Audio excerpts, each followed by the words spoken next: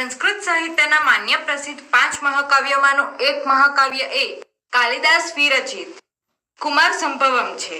આ મહાકાવ્યના નાયક નાયિકા જગતના માતા પિતા એવા પાર્વતી અને પરમેશ્વર શિવ છે. તેમના વિવાહ પ્રસંગનું નિરૂપણ કુમાર સંભવનો મુખ્ય વિષય છે. પ્રસ્તુત પાઠમાં સમાવિષ્ટ 8 પદ્યો તેમના વિવાહ પૂર્વેની એક સુપ્રસિદ્ધ ઘટનાના ભાગ તરીકે કુમાર સંભવના તૃતીય સર્ગમાં આવે છે. તારકાસુર દાનવ દેવોને અતિશય ત્રાસ આપતો હતો.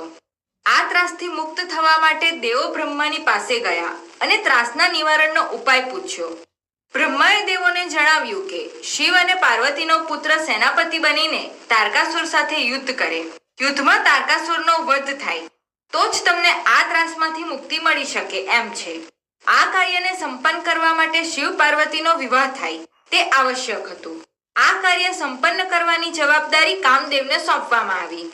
હિમાલય ઉપર શિવ તપસ્યામાં લીન હતા.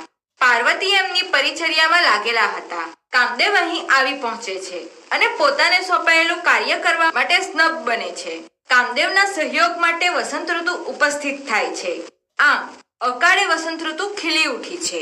વસંતના આ પ્રભાવક વાતાવરણમાં પાર્વતી શિવને કમળ કાકડીની માળા પહેરાવે છે. તકની રાહ જોઈ રહેલો કામદેવ સક્રિય થઈને સંમોહન નામનું બાણ ધનુષ્ય પર ચડાવે છે. શિવ સહેજ વિચલિત થાય છે પણ તરત જ સંયમ કેળવી લે છે. કામદેવની આ કુચેષ્ટાથી શિવ ક્રોધે ભરાય છે અને પોતાનું ત્રીજું નેત્ર ખોલીને પડવારમાં કામદેવને ભસ્મ કરી દે છે. કામદેવના દહનની આ ઘટનાનું કાલિદાસે કરેલું સરસ વર્ણન નીચેના ઉપજાતિ છંદમાં રચાયેલા 8 પદ્યોમાં પ્રસ્તુત છે. અર્થાવબોધની સરળતા માટે અહીં પ્રત્યેક પદ્યની નીચે અન્વય પણ મૂકવામાં આવ્યો છે. અથોપનિયને ગિરિશાય ગૌરી તપસ્વીને તામ્રરુચા કરેણ વિશોષિતામ ભાનુમતો મયુર ખેમરદાનિકીની પુષ્પર્ક બીજમાલામ. અન્વયઃ અથ ગૌરી તપસ્વીને ગિરિશાય તામ્રરુચા કરેણ ભાનુમતઃ મયુખેહ વિશેષિતામ મંદાકિની પુષ્કર બીજમાલામ ઉપનિન્યે.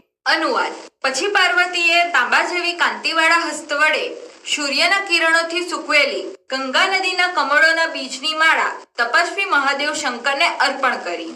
પ્રતિગૃહિતુમ પ્રણાયી પૃથ્વલા ચિત્રોસ્તામ ઉપચક્રમે ચ સંમોહનમ નામ જ પુષ્પધન્વા ધનુષ્ય મોઘમ સંબત બાણમ. અન્વયઃ ત્રિલોચનઃ પ્રણયી પૃથ્વતાત તામ પ્રતિગૃહિતુમ ઉપચક્રમે ચ પુષ્પધન્વા ચ ધનુષી सम्मोहनम नामम अमोधम बाणम समधत. અનુવાદ: ત્રિનેત્રધારી શંકર ભક્તવત્સલ હોવાના લીધે પાર્વતીએ આપેલી તે માળાને ગ્રહણ કરવા માટે જ્યારે તૈયાર થયા તે સમયે જ કામદેવે સંમોહન નામનું નિષ્ફળ ન જાય એવું બાણ ધનુષ્ય ઉપર ચડાવ્યું. હરસ્તુ કિચ્છી પરિલુપ્ત ધૈર્ય ચંદ્રોદયારંભ ઇવાંબુરાશિ ઉમામુખે બિંબફલાધરોષ્ટે વ્યાપારયામાસ વિલોચનાની. અન્વયઃ ચંદ્રોદયારંભે અંબુરાશિઃ ઇવી કિચ્છિત પરિલુપ્ત ધૈર્યઃ હરહતુ બિંબફલાધરોષ્ઠે ઉમામુખે વિલોચનાની વ્યાપારયામાસ. અનુવાદ: જેમ ચંદ્રોદયના પ્રારંભે અત્યંત ગંભીર સમુદ્ર પણ વિચલિત થઈ જાય છે તેમ જરાક વિચલિત થયેલા ધૈર્યવાળા મહાદેવ શંકરે બિંબફળ જેવા અધરોષ્ઠવાળા પાર્વતીના મુખ પર પોતાના ત્રણેય નેત્રો ફેરવ્યા. વિવૃણવતી શૈલશૂલાપી ભાવમ અંગેહ સ્ફુરદાલમ દંભ કલ્પે તાચીકૃતા ચારુતરેણતસ્થો મુખેન પર્યસ્ત વિલોચને. અન્વયઃ શૈલસુતા અપી સ્ફુરદ્વાલ દંભ કલ્પે અંગે ભાવમ વિવૃણંતી સાચીકૃતા ચારુતરેણ પર્યસ્ત વિલોચનેન મુખેનતસ્થો. અનુવાદ: પર્વતની પુત્રી પાર્વતીએ પણ ખીલતા લાલ કદમના ફૂલ જેવા રોમાંચિત અંગો વડે પોતાના મધુર ભાવને પ્રગટ કર્યા. લજ્જાથી ઢળેલા ચંચળ નેત્રવાળા વધારે સુંદર લાગતા મુખને બાજુએ ફેરવીને ઊભી રહી. અથેન્દ્રિય ક્ષોભત અંગ્યુમ નેત્ર પુનર્વશિત્વાદ્વલ નિગૃહ્ય હેતુમ સ્વચેતો વિકૃતે દિદૃક્ષુદ્રીશામ ઉપનાતેષુ સસર્જ દ્રષ્ટિમ. અન્વયઃ અથ અયુગ્મ નેત્રઃ વશિષ્ઠાત્વ ઇન્દ્રિયક્ષોભમ બલવતઃ નિગૃહ સ્વચેતે વિકૃતે હેતુમ દ્વિદુક્ષુ દિશામ ઉપાનેષ્તુ દ્રષ્ટિમ સસર્જ. અનુવાદ: પછી જીતેન્દ્રિય હોવાથી ત્રિનેત્ર શંકરે બળપૂર્વક પોતાની ઇન્દ્રિયોના ખળભળટને કાબૂમાં કરી લીધો અને પોતાના મનના વિકારના કારણને જોવાની ઈચ્છાથી દિશાઓના અંત ભાગમાં નજર નાખી.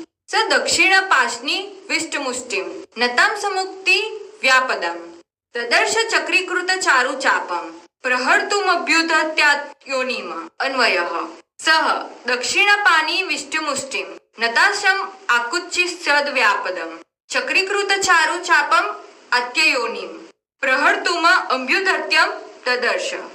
અનુવાદ: તેમણે જમણી આંખના છેડા સુધી મુઠ્ઠી વાળેલા, લક્ષ્યને સાધવા જેના ખભા નમેલા હતા એવા વાંકા વળેલા ડાબા પગવાળા અને સુંદર ધનુષ્યને ગોળાકાર કરીને જે પ્રહાર કરવા માટે તૈયાર થયેલો હતો એવા કામદેવને જોયો. તતઃ પરામર વિદ્યુદો ક્ષેપમુખસ્ય તસ્ય પુરનુદર્ચી સહસા તૃતીયાક્ષણ કૃશાનુહ કિલ નિષ્પાત.